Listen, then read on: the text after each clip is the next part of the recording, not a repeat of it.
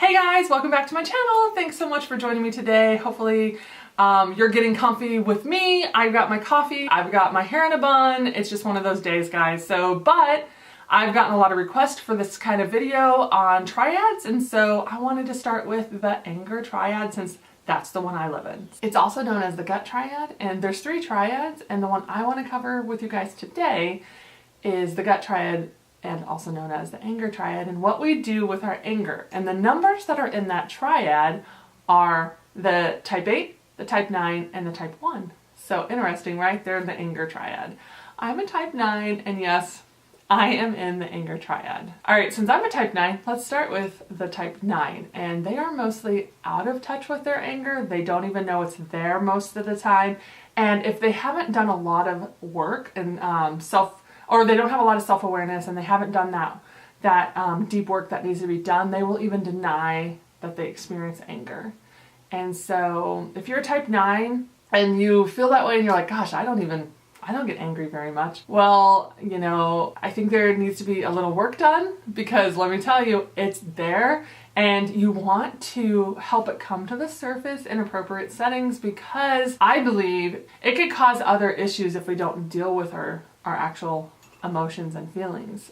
And the problem with the 9 is if they say, oh, I don't really experience anger. Well, the thing is, they do. It's just they don't until the point of explosion, which I can relate to that. Ask my husband. I am fine until I'm not fine anymore, and I just blow. And I've done a lot of self-care and self-work over the years for that not to happen as much anymore. But once in a while, if I haven't dealt with things as they're coming my way, if I've been passive aggressive and dealt with a lot of disappointment and haven't let myself feel it, then it just builds and builds and builds until we blow. Anybody out there can relate? Let me know, because I definitely struggle with that. And I would say the work for the 9 is to be present, to be aware of themselves, to sit in the moment, and to just become aware of your own point of view versus merging with others and just agreeing with others. Begin to do that work to be where you become aware. What's your point of view? And that helps immensely with type 9s. And from experience, I will say type 9s do have a point of view. It's just common for us to be like, well, we'll just go along to get along. And when we don't monitor that, that's when we can become passive aggressive in order to get our own needs met, which is not a healthy way to go about it. I guess so. To just kind of wrap that one up, I would say admit that you're angry. Don't deny it. Deal with it and walk through it, and you can get through it.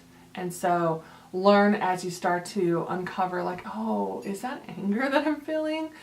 It's okay. God gave us these emotions, and so we need to learn to let it come out and be appropriate, though, and not blow, right? I think for 9s, it's important to stay with the discomfort for a moment and be present and be willing to engage. I know it's so hard. I know it's so hard for me to be willing to engage, but it's so important for your own health and peace of mind, or peace, right? And so that's what I would leave you with for the 9, is just to be present and to engage. Okay, so moving on to the type 8. They represent a more externalized version of the anger. Their anger, they say, can be like a thunderstorm, right?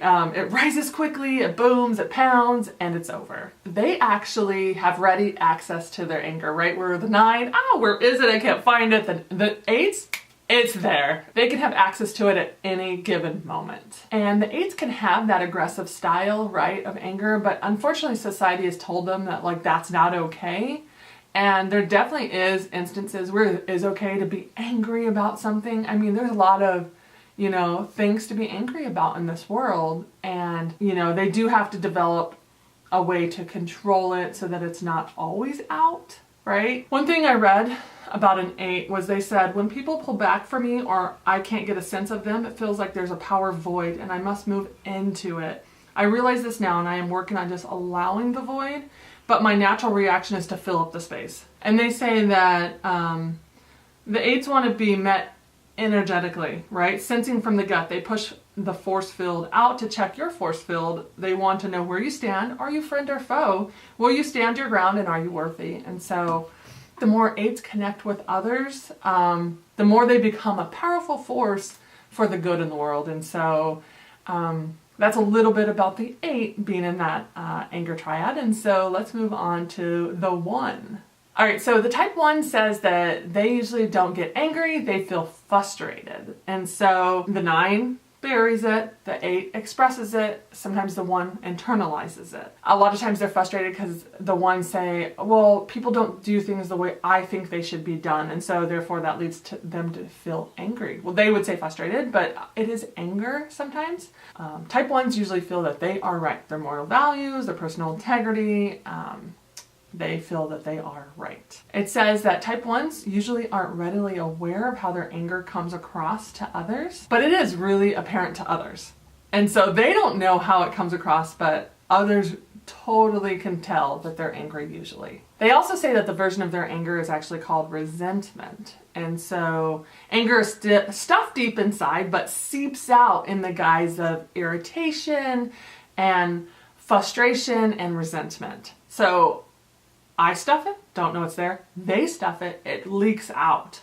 Irritation and frustration and resentment. And they also say a 1's anger is more like an active volcano that is not allowed to blow. So I have read that. And so like in a volcano though, small steam bursts through, right? And so it is seeping out. Resentment sometimes is the drive for the 1. And to wrap this up, 1s need to realize that they aren't responsible for fixing everything, and that accepting the situation is not the same as endorsing it. When the 1s are at their peak, they are inspiring, and they can still accomplish a higher good while having patience with what is. So to kind of wrap this up, the anger triad is the 8, the 9, and the 1. It's the gut triad. They experience things through their gut, and the 8 outward, the 9 deep down, can't find it, the 1 inward, but it seeps out. That's kind of how I've learned it. All right, to finish this up, so we were talking about triads, and we covered anger, the anger triad, also known as the instinctive or gut triad, being the 8, 9, and 1. The other 2 that I will be covering soon are the shame triad. They're also the feeling triad, and so that would be types 2, 3, and 4. And then the last triad is the fear triad or the thinking triad. That is 5, 6, and 7. They're in that thinking triad, that head triad. And so that is the triads in a nutshell. So I guess to close up, think about where you fall. If you're 8, 9, or 1, how do you handle that anger and what do you do with it? Find ways to deal with your anger in a healthy way would be my advice. And if you're any of those numbers, do you relate to any of this? Let me know in the comments below. And thank you so much for watching today, guys. I hope this was short and sweet and just a little bit about the anger triad. And if you want to learn more about all of this, I have a website, www.ittakesbravery.com. I also have an Instagram. My name is Hillary McCaskey Coaching on Instagram. And if this piques your interest, I have a package where you get to dig deep into your number. It's a 2-hour session and we go through your number, and if you don't know your number, we start there. So anyways, I gotta finish this. Thanks so much for watching today. Hopefully this brought clarity to you if you've ever wondered about the triads. Hopefully it was educational and you learned something. So leave me any comments below, and don't forget to like this video, and please subscribe, guys. That keeps me going, that keeps me knowing that you want more videos, and so I will continue making them as long as you guys continue letting me know that you want more. So thanks, guys. Until next time, bye.